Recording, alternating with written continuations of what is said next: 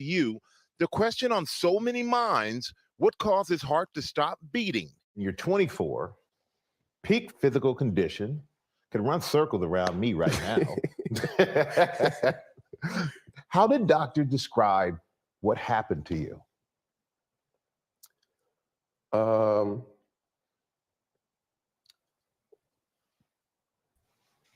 Nothing to see here.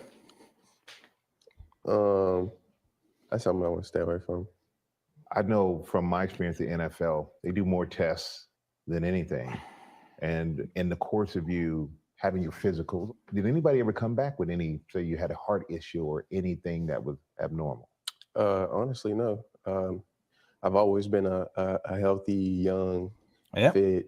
Yep, we knew that. Human being, let alone athlete. So it was something that was just, that we still processing, and I'm still talking through with my doctors just to see what everything was. Draw your own conclusions, people, but apparently you can't ask the question because it makes you a conspiracy theorist, heartless bastard. I know. You don't want to be accused of jumping to conclusions. You don't want to be accused of pushing a narrative. There was a solid 7 seconds where there was no answer to what is not just the most straightforward question, but the most obvious question, for the reasons for which Damar Hamlin sat down with, I forget the interviewer's name again. And you could see I know the truth here. Do I actually answer the question? And there's people out there who are saying, accusing people of being cold, heartless, opportunistic for asking the obvious question. There are people who say Damar Hamlin doesn't have to answer the question. Yeah, you're right. He doesn't have to answer the question legally. The question is morally. The question is ethically. If he knows something, if he was told something by his doctor that could potentially prevent someone else from suffering a similar fate, does he not have a moral obligation to answer the question? That he's a public figure. It's not like this is someone off the street who happened to be caught on a CCTV having an incident, and now everyone expecting their public medical information. And you get called a conspiracy theorist. You get called a conspiracy theorist for asking the obvious question, but not for jumping to the conclusion that this was 1 in a million commotio cordis that has never been seen on a football field before, an NFL football field. That's not conspiracy theory. Jumping to the conclusion that's 1 in a million, so rare you expect to only see it in textbooks, but asking the obvious question and now coming to certain conclusions based on a very, very suspicious moment of silence. You're the conspiracy theory. So I wish nothing but the best for Damar Hamlin. My fear is that he knows something that is making his reality far less optimistic than the media saying, oh, look at this, it's beautiful. He's running around and attending games. He knows what's going on. It doesn't look good for him. I wish nothing but the best for him, but the people browbeating others into silence, shaming them from asking the obvious questions when it could, in real life, prevent other people from enduring, suffering, potentially the same fate. Okay. I see our guests in the back. Now, before I bring them in, I need to do our sponsors for today because we have 2 sponsors for today's video, people. Hold on. I know I set up the windows to do this. I hate doing this when guests are live. So we have 2 sponsors for there are our traditional. We're going to start with, we'll start with Brickhouse Nutrition, fieldofdreams.com. People don't really fully appreciate. You're supposed to have 5 to 7 servings of fruits and vegetables a day, and most people don't have that. And if you don't have it, you're not getting some nutrients that you need in your body. Field of Greens, desiccated fruits and vegetables. You put it in a glass, you drink it. Antioxidants, all of the good stuff. USDA organic because it's a food and not a supplement and not an extract. And that's it. It's good stuff. If you go to the promo code Viva, you get like 15% off your first order, 10% off a subscription. And that's it. You know what? We're going to do these afterwards. Let's bring in our guests for the day. Right now, Alex and Alex. I don't see Barnes yet in the house, but I'll bring him in soon. I'm going to bring in Alex first and Alex second. Gentlemen, let me flip this around here. Okay, gentlemen, how goes the battle? Well, it goes well, and it's great to be here. And thank you very much for having us. And apologies that I'm in darkness, but in Britain, where I am today, the lights are getting dim. So that's, I'm afraid, why I am here. Literally, there was a big power cut a couple of weeks ago. Caused massive problems in the electricals all around, and they've not been sorted to this day, but apparently in April they will be. But anyway, I hope you can all see me, and it's great to be on this show. It's romantic lighting, but the outage has nothing to do with the global situations that we're going to be talking about shortly. Oh no, I think they do. I think we had a whole series of problems. I mean, you live in the comfort of the US and perhaps of Cyprus, but here in northern Europe, as I said, the lights are indeed going dim. They flicker on and off. After all, we did have a reasonably mild winter, but there was lots of attempts to save energy, and that created all sorts of strange power outages, which of course supposedly didn't happen. I mean, this is all chance, whatever, but I think they are probably linked. Alex, number 2 on the top with a beautiful painting behind you. Where are you at, and what's the situation like where you are? I'm in Greece. I just arrived today in Athens. The situation is so far pretty normal. A normal Greek winter day. Fantastic. I suspect a normal Greek winter day is sort of similar to a normal Florida day, where you don't know that it's winter until you talk to people from Canada. What's your temp? What's the temperature there? And I'll tell you what it is. I don't 82 degrees. 82 degrees. Okay. Today was, I think, 6 or 7 Celsius. How much is that in Fahrenheit? That's cold. That's cold. No, that's not a winter in Florida. Yeah. General, well, Barnes is going to be here in a bit. I'm not sure where he is, but I'll text him. But I guess, well, people know who you are. I think everybody knows who you are. We haven't done a show together. It's been almost 2 years now. I think we did one in 2021. Yeah, I think might have been late. I think a year and a half, maybe 2. Yeah. But if it's 2 years, time's really flying by. Well, indeed, yeah. For those who may not know who you guys are, just give them the brief reminder, and then we're going to delve into the subject matter for the day. Alex, do you want to say we are the Duran? We are a geopolitics program. We are 2 Greek guys. Of course, I'm in London. Alex is in Cyprus, and now, of course, in Greece. And every day, literally every day, each of us to pour out our output, looking at the big news stories, the big international news stories, the big geopolitical news stories, but we also cover internal politics also in countries like the United States, our own countries, Greece, Britain, but also other countries in Europe. And we are mainly focused, it must be said, on Europe and the United States, but we do keep an eye out on what goes elsewhere. So that's what we do. And, we produce lots of output and lots of programs, and together we're the Duran, and we've been doing it for some years now, and we love doing it, by the way. Fantastic. Well, I mean, I guess we'll start with the most obvious subject matter of the day, the seemingly imminent, I don't know, what is it, clinching or triggering of World War III. What is the latest? I'll have some more specific questions following my podcast that I did with Konstantin Kisin, because he raised some issues which I now want to get clarified on the other side of this. But what's the latest in terms of Russia now apparently saying the West won't wake up until it's hit on the head with a nuclear weapon? Well, I think this is, again, I think a lot of people get taken over by rhetoric. I don't think this is what the Russians mean. I don't think we're close to a nuclear war yet. And I think that what's probably going to happen is not a nuclear war or anything like that, but a major military crisis in Ukraine. Because over the last couple of days, and it's been interesting to see it happen over the last couple of days, you see various NATO leaders, especially, it must be said, European NATO leaders, are now suddenly dawning on them, my God, we're running out of weapons. We are not able to supply Ukraine with the weapons it needs. It's burning up ammunition stocks much faster than we can produce it. It's eating into our stockpiles. We can't replace our stockpiles. We haven't got the fighter jets. We haven't got the tanks. We haven't got those things. Now, I think the US is in a better position. And I don't think it's quite as exposed in this as we are in Europe. But in Europe, we are looking in a very difficult situation. So I think that there's almost a whiff of, I think panic is too strong a word, but there's a whiff of concern and doubt beginning to take hold. And we see that there was a big meeting in Brussels, and they made at the same time as they're accepting that they got all of these problems, they make all the usual rhetoric about the Russians. And of course, the Russians are annoyed, and some Russians get emotional. And one Russian in particular, Mr. Medvedev, gets very emotional, and the specter of nuclear weapons raises its head. But I don't think we're close at any point at the moment to a nuclear weapons strike or anything like that.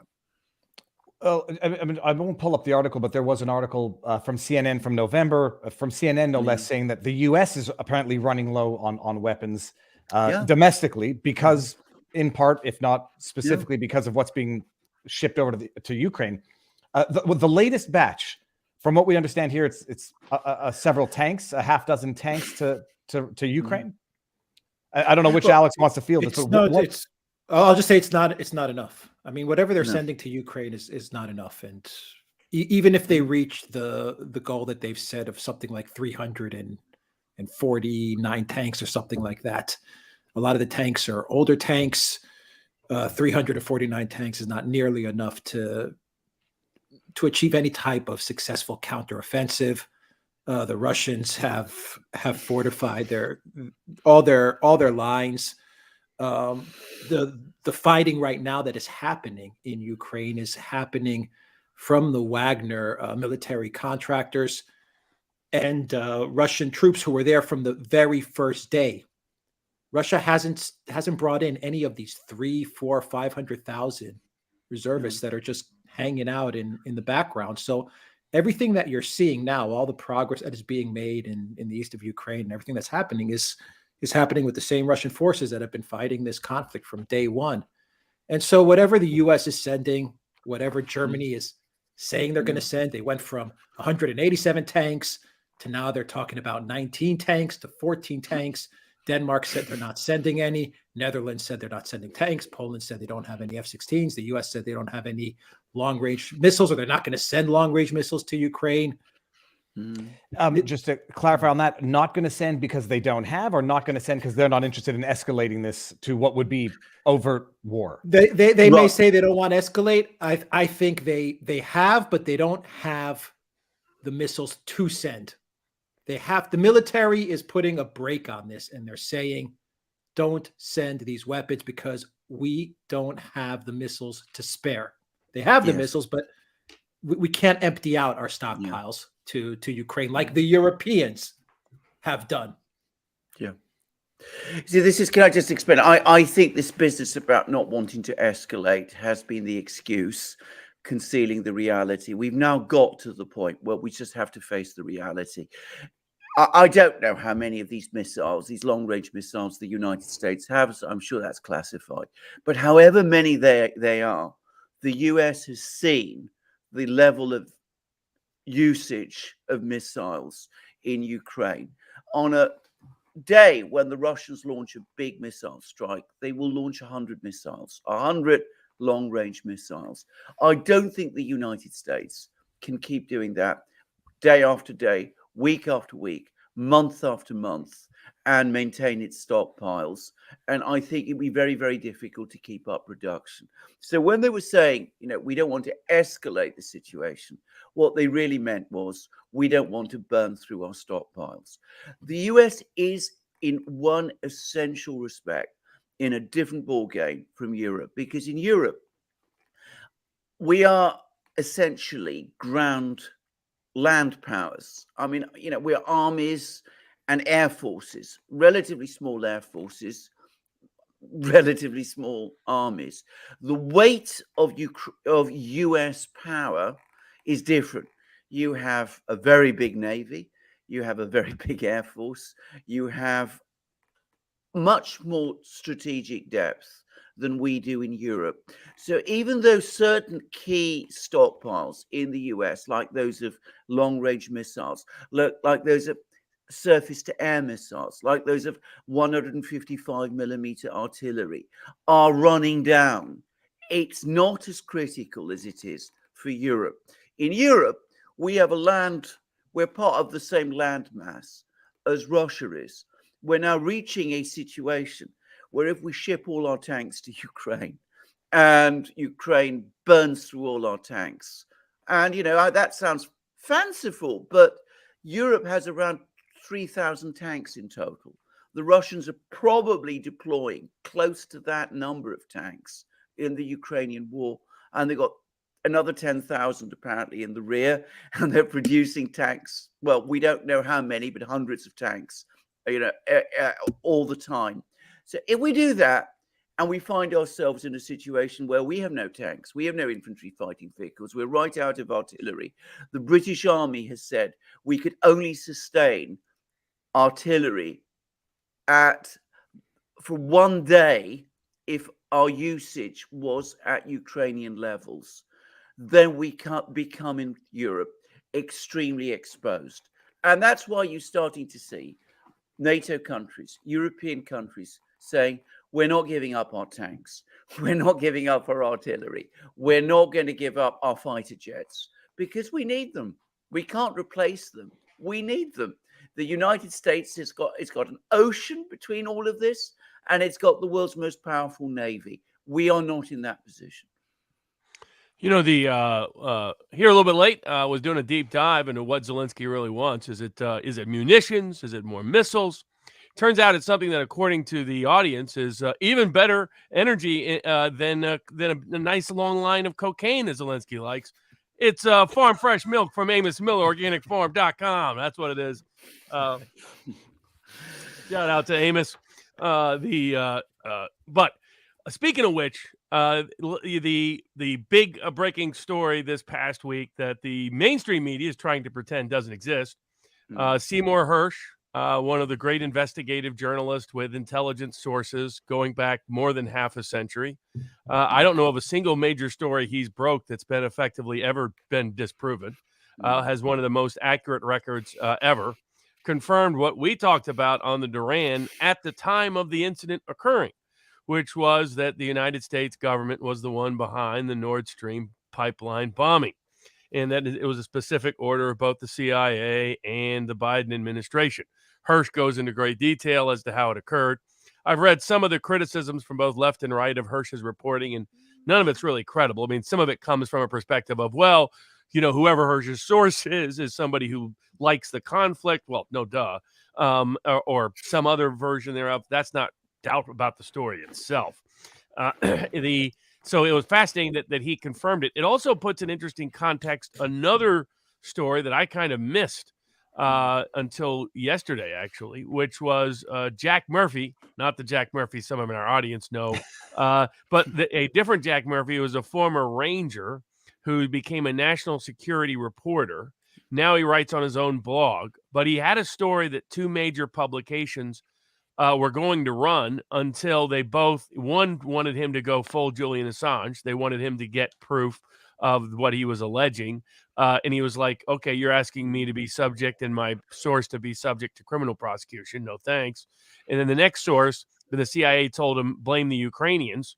The editor refused to run the story as it was done, so he ran on his own blog.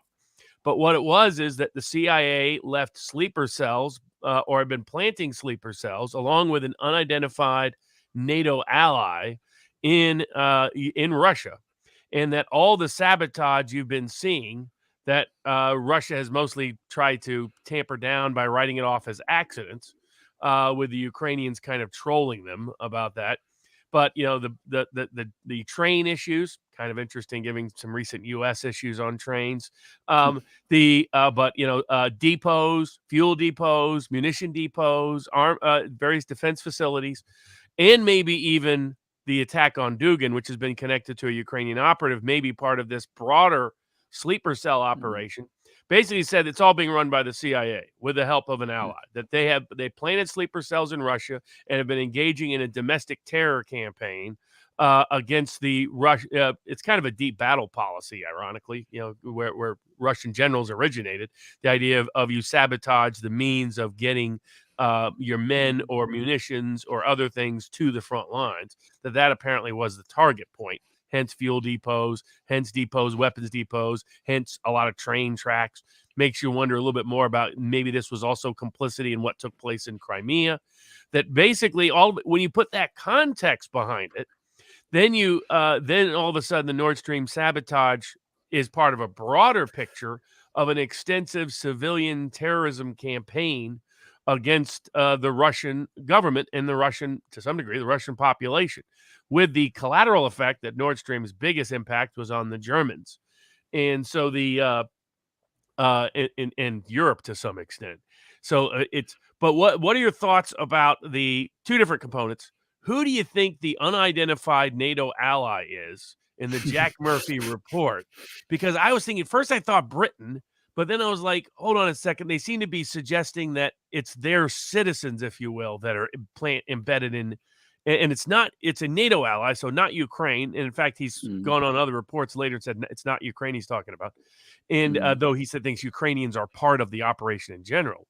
But which NATO ally would be able to plant sleeper cells inside Russia? I was trying to, my first thought, of course, was Poland, but I wasn't sure how easily they could plant people there. So what are your thoughts about who is the unidentified NATO ally enabling CIA sleeper agents basically to sabotage Russia during this conflict? I think it can only be Britain or Poland, and I would say my guess is it would be Britain. And I think the way they would be doing it is the way the British did it during the Second World War and in subsequent wars. There are lots of Ukrainians, lots of people like, Russians, Belarusians in Britain, some of them bitterly hostile to the Putin government. And I think Viva interviewed one of them, Konstantin. Exactly. Well, anyway, they could train them, they could send them back. If you read John le Carré's novels, the good ones that he wrote back in the 60s, I mean, that's the British were doing that to the Soviets at that time. They were training people and trying to send them back. And of course, they did that a lot during the war. And I think this is most probably the British. The British have a history of this sort of thing. Could be the Poles, could be the Baltic states, but it's much more plausibly the British. Yeah, it has to be the British. My mind went to something like Latvia because of just the language, just more common that they speak Russian there, or Estonia, I don't know. But Britain is ground zero for everyone that hates Putin and wants a change in Russia. They're all in the UK. So to me, that makes the most sense.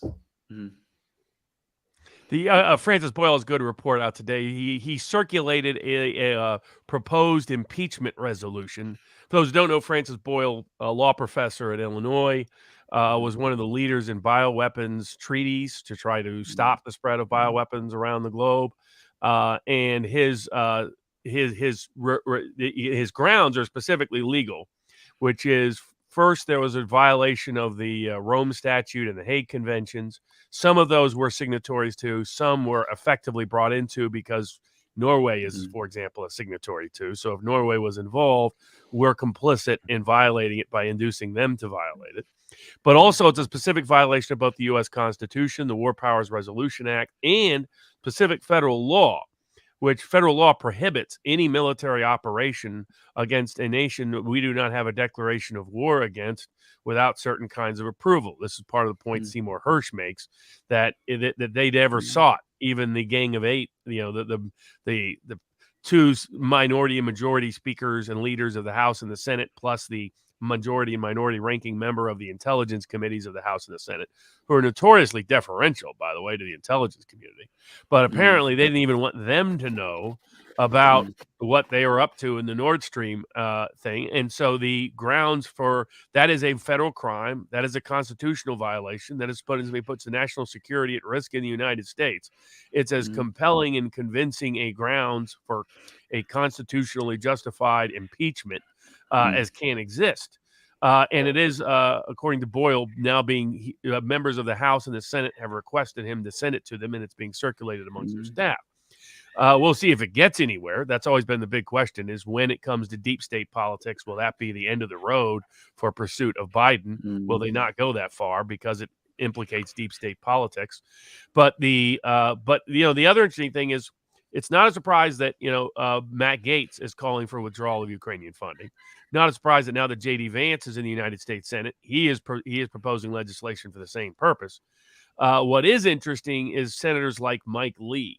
Mike Lee from Utah, Ted Cruz ally, frequently mentioned as a potential Supreme Court nominee, known as as anti-Trump in 2016.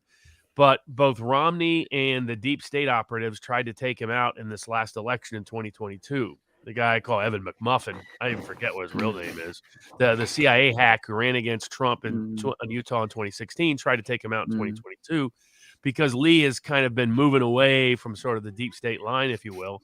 He came out and was very critical, and he cited the Seymour Hersh article. And he said, if this article is correct, we have serious problems. That's an unusual breach in the dam, if you will, of Washington guarding the deep state and protecting its secrets. So we'll see if that translates to anything. But you guys have mentioned that this story, while being suppressed in the United States amongst institutional media, is being widely talked about, particularly in the country who was its principal victim, which was Germany. What do you think anything will come out of this in Germany or broader in Europe, given this is an extraordinary terroristic sabotage of civilian infrastructure, of whom its prime beneficiary was not Russia, but was Germany and Europe? Absolutely. Can I just quickly say that that it depends which part of Europe you're talking about. I mean, in Britain, we're geographically part of Europe. We're not part of the EU anymore. This story is not being reported at all. Barely at all. I mean, newspapers here, the BBC, they've not covered it. It's really quite extraordinary how in Germany it is a story and it's getting traction. Seymour Hersh has today given an interview with Berliner Zeitung, which is an important German newspaper. It's widely read in Berlin. The political class in Berlin will be reading it. The business community will be reading it. People like that will be reading it. So yes, I think this story is beginning to gain traction. And we're starting to see MPs, members of the German parliament, the Bundestag, they're coming forward. They're saying, what kind of a country are we? This is done to us. And nobody's even asking questions. We become, the government of the three monkeys. No, the one that can't see, the one that can't hear, and the one that can't speak. So we got to get past that. We've got to start asking questions. Scholz has got to start asking Biden questions. We can't accept these bland denials. We got to find out what the Norwegians were doing, because this was our infrastructure. It was something that we built up over many, many years with the Russians. It was something that kept the wheels of our industries going. We've now seen our gas reserves fall to 66%. They were 100% a few months ago, but now they've reduced despite the warm winter. We've got to think about how we're going to replenish them this year. Might not be so easy as it was last year. So we've got all those problems coming up. And you're starting to hear some people in Germany, and I want to stress these are not mainstream people. It's so far very much on the fringe. But if it gets from the fringe into the mainstream, then it's going to be very difficult. They're starting to say, well, maybe this war happened because of Nord Stream. And maybe the reason the United States blocked a peace deal between Russia and Ukraine in March was because it didn't want that to interfere with what it was preparing against Nord Stream. Now, I don't know whether that is true, but if that idea starts to gain traction in Germany, then it could be a very big story indeed. And if it becomes a big story in Germany, difficult to see how can it can avoid becoming so in the United States as well. Because if the Germans start asking questions and start making complaints and start perhaps threatening legal action. I mean, remember, these are pipelines. Lots of German companies had invested in these pipelines. There's potential discovery process. all of that comes into play. German courts probably have jurisdiction. Swedish courts may do. English courts may do. But yeah, if all of that starts to sort of build up, then of course it might be more difficult to hide behind blanket denials from middle-ranking spokesmen. Before I just continue, can I just say one thing about Robert? Because Robert, I remember when it all happened, you said that, probably it was the United States.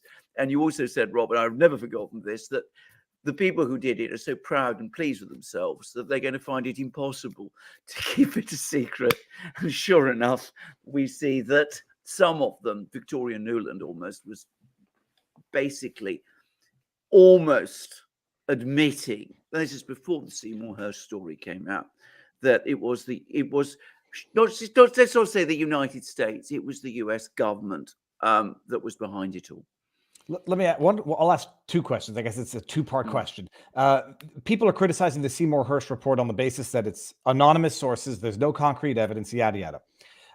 The plan that it details seems very complicated, with the additional step of planting whatever explosives were necessary via submarine and whatever, then detonating them later on via, which country was it that was sending out the sonar pulse? Norway. So Alex, whichever of you know this or have an idea, why the complex triggering mechanism? Is it to create the delay so that it's not within temporal proximity of submarines being there, or is it just to detonate whenever they want? It's interesting because this is where that interview, with Berliner Zeitung, is interesting, because Hersh wasn't actually asked that question, but he actually provided some explanations. And he said the original idea was simply to plant these explosives near the pipeline and then detonate them. Yeah. But then at the last moment and this was supposed to happen in June, by the way, in June of last year, not, when it did happen, which is in September. At the last moment, Biden himself got cold feet and he contacted the people who were laying these things. And he said, look, I don't want it to be done like that. I want it to be done in a much more complicated way. I want it to be done in a way that you plant these things. And then if I decide later to go ahead with it, then you've got to find some remote detonating mechanism so that you can carry this out. And the people who were involved said, Mr. President, this is going to make it much more difficult, far more complicated. It's inevitably going to involve a lot more people. But apparently he insisted on this, and that's why it happened. And they also warned him, look, if you do it like this, there's a real danger that the bombs themselves will degrade. The explosive will degrade. It'll be affected by seawater. And in fact, it seems to some extent that was what happened. And according to Hersh's sources, only 6 out of the 8 explosive devices actually detonated. It is anonymously sourced. And, I've said this before. I've said this, discussed this on programs we've actually done with Robert. In most cases, if a story depends on anonymous sources, I take it incredibly skeptically. But there are some people, very few, extremely few, who I trust with anonymous source material. Seymour Hersh has been doing this since the 60s. He knows whom to speak to. He's got a team of people who are involved. He's got experience of asking the right questions, knowing how to check out with other people, whether his source is telling the truth. And in this instance, I think I believe the story. I think that this is correct. I think that an anonymously sourced article from Seymour Hersh is worth any hundreds of others of the sort that you see pouring out in the Washington Post, the New York Times, CNN, and all of that. So I think that's an important thing to say. And I think that, anonymous source reporting has its place, but it has to be done by somebody who understands how to do it. Hersh does, others don't. And that's, I think, one of the great differences, one of the great problems in journalism. I think Hersh addressed the anonymous source thing he kind of addressed it during his first video, during his first interview that he gave, where he said that today's journalists, the CNNs, the Washington Post, New York Times, they don't really have sources deep inside the U.S. government. They have spokespeople who then whisper something to them, and then they just kind of repeat it. And Hersh was saying that I've got sources like who are deep inside, who are sitting at the table when decisions are being made, not some spokesperson who's telling me something and then I'm coming back and just repeating it. So he kind of addressed the anonymous source argument. Going back to the technical difficulty of the operation, he actually talked about that in the Substack post as well, because he laid it out like they were going to detonate the bomb after the ball tops exercises were done. And Biden got cold feet. And the reason there was a lot of doubt by detonating the bombs after the exercises was that it was going to be too obvious. A lot of people involved said, we can't detonate these bombs. Okay, we're going to use the ball tops exercises to plant the bombs. Great. But we're going to plant them and then detonate them 24, 48 hours afterwards. So that's going to be too obvious. And so the challenge to the technical team was, let's use the exercises to plant the bombs. But now you guys, you technical guys, I'm giving you all a challenge. You've got to figure out a way so that when Biden gives the word, we don't know when it's going to be, could be in 3 months, could be in 1 year. We have no idea. But when he gives the word, you've got to make it so that those bombs explode. And that was a challenge that they had. And when you read the article, you can tell that the people that were involved in making this thing happen were very proud of the fact that they made it happen. I mean, they were like, this was a huge technical achievement, the way we thought it up, and the sonar buoys and all of these things, and a plane flying over the Baltic Sea and dropping the buoys. All these things this was like some really heavy technical engineering that took place, and they were proud of it. They're like, we had a very difficult problem that the president gave us because called an audible, right when we were about to go through with it. And they figured it out and they made it happen. Yeah, it was like when we did the first show on it, the Cui Bono show, there was two things that pointed also to the U.S. I mean, the interesting thing was I had people who emailed me who knew some of the people who were pointing this out right away. Basically, the Seymour Hersh story they had already put together. One of them was a military guy, and he's like, this shows a great performance of our divers that they were able, because a lot of people didn't think they could pull this off. And I was like, well, how do you know? And he said, I'll give you some open source information you can confirm for yourself. And it was the operation when it was done, all the rest. And I was like, okay, this is a little too coincidental. But and thus had confidence that it was a true story, what was being told to me. But the other thing that we pointed out at the time was just you look at two different things. We talked about who could perform this, who could pull this off, because this was a deep diver operation. No subs or anything else. It was guys going way down and doing something that is very difficult to pull off. And then secondly, so who had the divers? Who had the capacity to do it? Who has the personnel trained to do it? And as we mentioned, there are only a few countries on that list. And then number two, who benefited? And then you could argue last, who said they were going to do it, basically. I mean, it wasn't like Biden really hid this. He was like, he smirked when he said, we're going to take out Nord Stream. We're going to stop Nord Stream. And like, how are you going to do that? And he just smirked and said, we'll do it. I mean, he knew about this plan because the guy's an idiot. We have an idiot who just wants to blurt out himself. Not only Newland wants to be bragging about it, he's just randomly blurting out intelligence information. It was like when they sent the shrink to LBJ at the end of his life to make sure he wasn't so nuts that he would blurt stuff out. And then, he died soon thereafter that. So just in case he wanted to take credit for some things like, yeah, I killed that son of a gun. But in that broader context, one of the interesting things that Boyle references is that at least the Norwegian officials complicit in this could be brought up in the International Criminal Court. And he anticipates some people are going to file a complaint with the International Criminal Court. Pretty much anybody can. That doesn't mean anything necessarily. But my assumption is the International Criminal Court will once again show how openly and overtly political they are by not taking this up. Because if any case was well suited for them, this case is. Were there European governments who are signatories to the Rome Statute governing not doing this against a country you're not in war with, infrastructure that's civilian in particular. That's what in those aspects of the Hague Convention that also apply to this, to which they're signatories, to which the International Criminal Court, not in the U.S. has not signed on to the International Criminal Court, but Norway has. And this is in the context of those Nordic countries talking about, other ones trying to join. Well, I guess it is. Yeah, it's Norway and Sweden trying to join NATO in the Turkey issues. Do you think the International Criminal Court will do anything with it, or will they prove once again to be kind of an empty political vessel that they have been for the last 2 decades?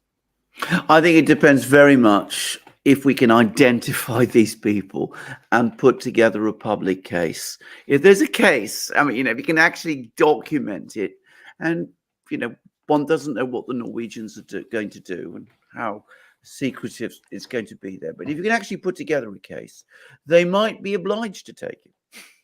I mean, there are mechanisms to make them do that. And of course, if that were to happen, that would again be another way of opening this up. Because of course, if you start getting people from Norway brought before an international court because they did something in complicity with officials from the United States, again, it's very, very difficult to see how this would not again find its way back to the United States itself and create problems there. I mean, I'm not familiar with people in Congress. I don't speak to them. I've never had any contact with anybody in Congress.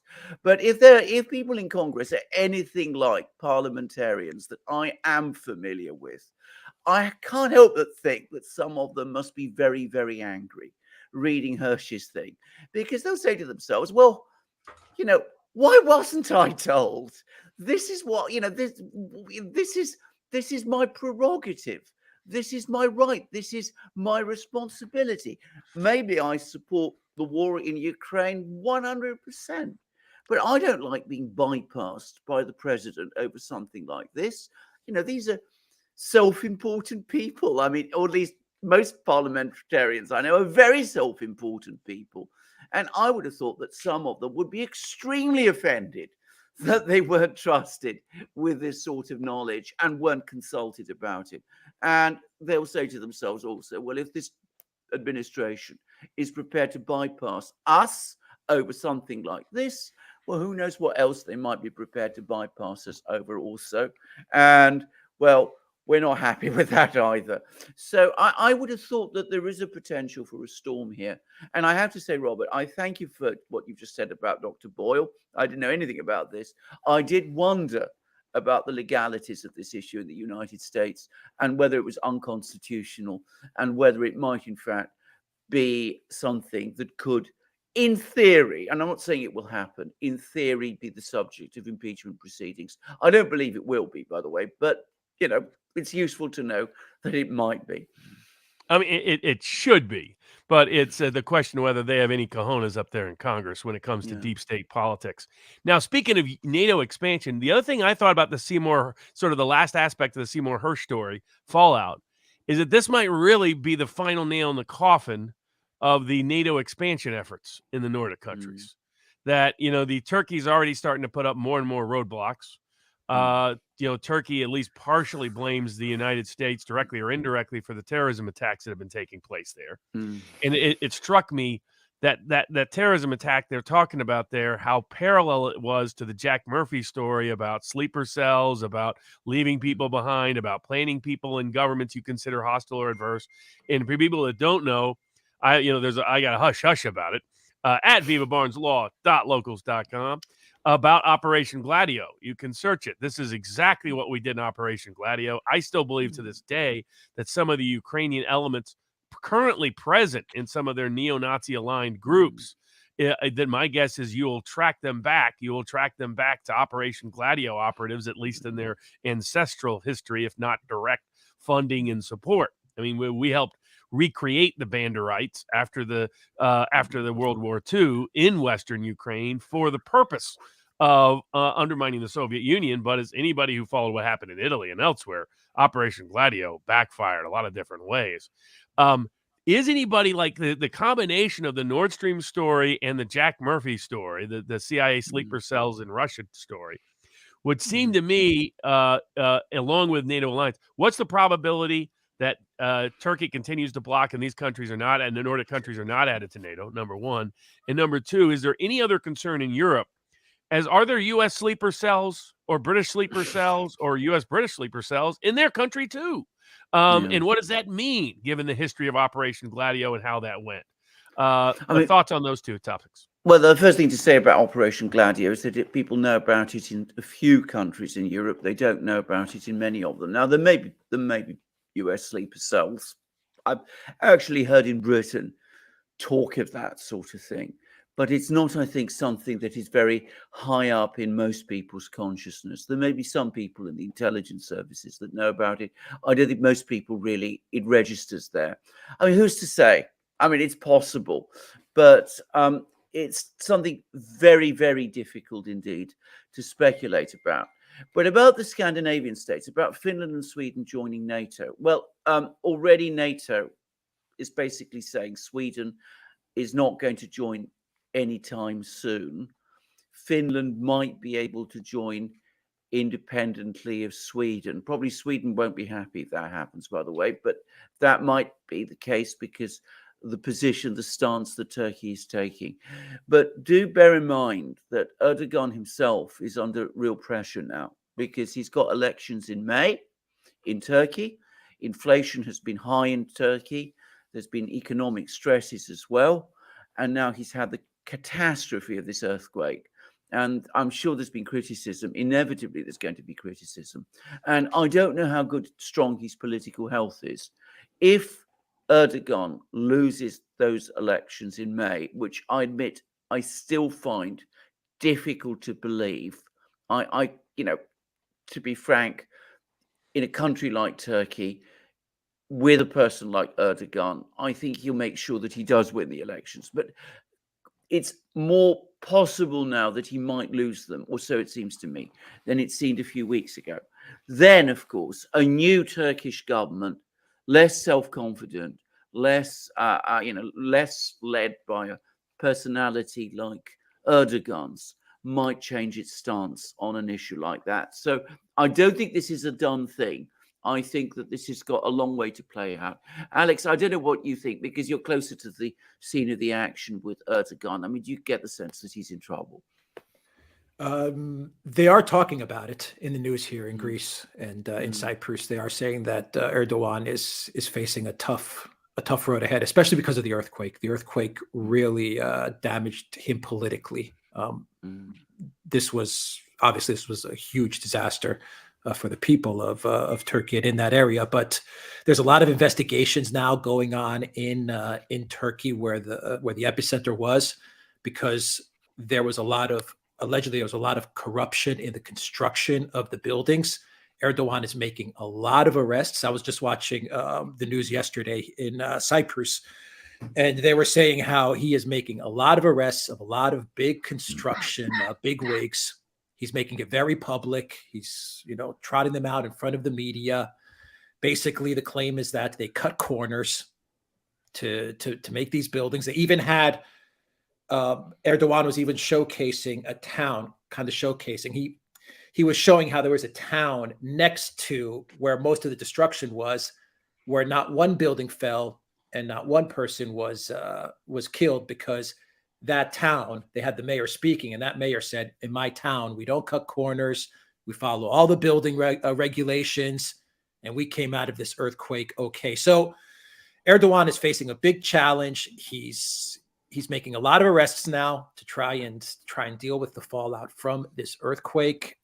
I think he's going to harden his stance on NATO, because I think that's the strong position that most of the people in Turkey want to see, and I think he's going to harden his stance, and NATO's going to have to put this whole Sweden-Finland thing on hold. Maybe Finland gets in, but Sweden, I don't see it now. I got one question, and then I'm going to ask the question, then I'm going to wind this down on YouTube, and everyone should go to Rumble exclusively. Robert, you suggested that the recent moves, Nord Stream pipeline, etc., would weaken NATO. Why would it weaken NATO and not strengthen NATO? But why would it have any impact on NATO or potentially lead to its demise one way or the other? And with that question asked, I'm going to end this on YouTube right now. Everyone go over to Rumble, and we're going to hear Alex on top start first, and let's